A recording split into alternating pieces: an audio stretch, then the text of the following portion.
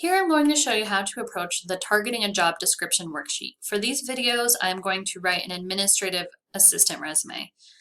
As for my background, I've worked at a pet store part-time for several years, and I'm completing a degree in professional studies with a focus in administrative management. I took my professional field experience course last semester. I did my internship as an administrative assistant intern at a small business, and now I am going to apply for an administrative assistant job. For this, I am going to use this job posting that I found on College Central Network. It is for a full-time administrative assistant in psychiatry administration. So sometimes when you have a really long or detailed job posting, you'll have to read it to try to get an idea of what the most important things to that employer are, and you should do that anyway. So for example, for this particular position, it's in psychiatry. In the very first line, it mentions confidential secretarial work. So we can assume that confidentiality will probably be an important part of the job, and I will want to make sure I address that on my resume. That's something that might not be as important for other jobs, so I probably wouldn't include it on a resume for another company.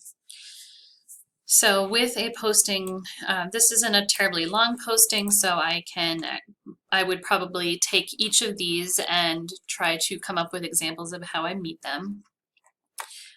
So for this example, I'll just grab a couple of these from each section. So this summary here, I'll grab this, and I can just copy and paste these into my job requirement.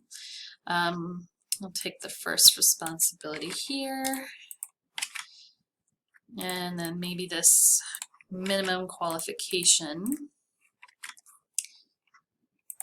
Okay, so now I need to figure out how I meet all of these requirements. So you may not have exactly everything that an employer is looking for, but most employers do expect to do some training, so you don't need to worry too much about that. Again, you need to think about what's most important for that employer. So if you're someone for whom discretion is difficult, this may not be a good job to apply to. But if everything else is a good fit and you just don't have the 1 year of experience that they are requesting, it's still worth applying to a job like this. We just want to show that we are a good fit. So this is how we're going to do that. So taking this first job requirement, perform standard, advanced, and confidential secretarial work. When have I done this? So I've mostly worked at a pet store. I do have several classes that I've taken that would prepare me for work in this field. So let's see, I have courses I have Intro to Business, Principles of Management, what else? Administrative Management. Okay, and perhaps most importantly, I have my internship. Now this is going to be some of the most relevant experience many of you have, so do not forget to include your internship. If you have not started yet, you'll want to go back and add it to your resume later. But if you have already started your internship, you should have a sense of the things you're going to do, and you should go ahead and add it in now and make sure that you do not forget to update it at the end. Okay, so and internship.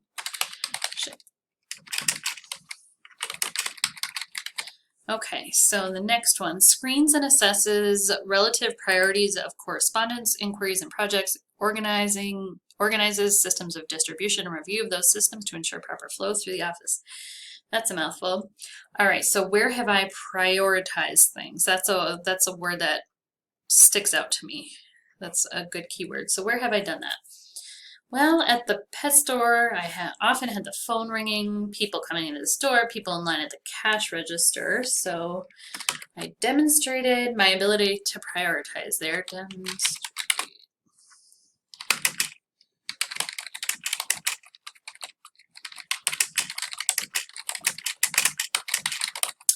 Okay, the other word that really sticks out to me here, that's a skill that you will use in a lot of different kinds of job, organizes. I think it was mentioned several times in the job posting, so we definitely want to address that. I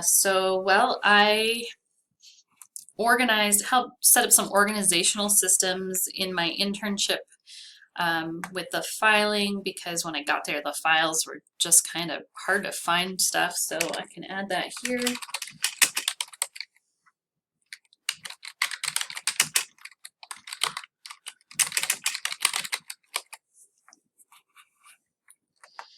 So what would I do if I don't have a work history? I've had no prior jobs, or if I only had something that was completely different, say telemarketing, where there wasn't really anything to do with organization or prioritizing there.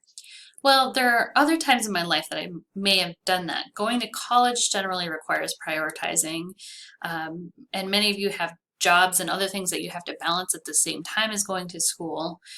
So you might not want, you should not include personal information on your resume, but you might want to include that on your cover letter.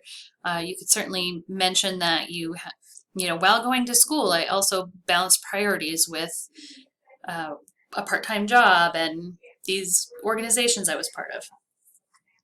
So you need to write it down here so that you can go back when you write your cover letter and address any of the things that you didn't cover in your resume.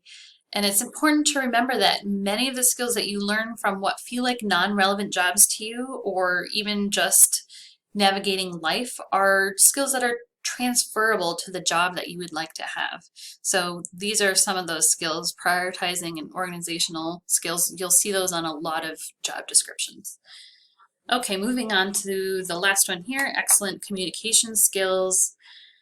When have we communicated with people? So let's see.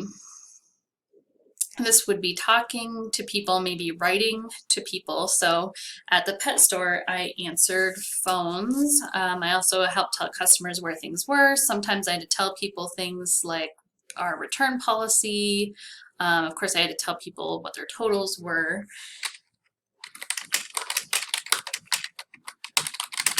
Let's see.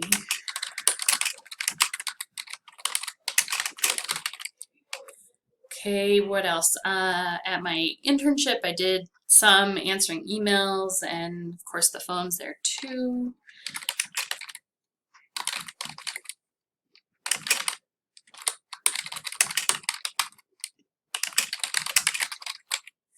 Okay, so that's just a small sampling. Like I said, I would go on and try to address each of the bullet points from the job posting. But we have a good sense of what's most important to focus on in our resume now, and what impression we want to give the employer with our resume. So this is going to be a great sheet to keep handy, like I said, as you write your cover letters, where you may need to expand on some of these skills as well. So now that you have a sense of how to fill out this targeting job description worksheet, go ahead and get started on your own. And as always, at any time, if you have questions, Career Services is here to help. Our contact information is the last page in each module.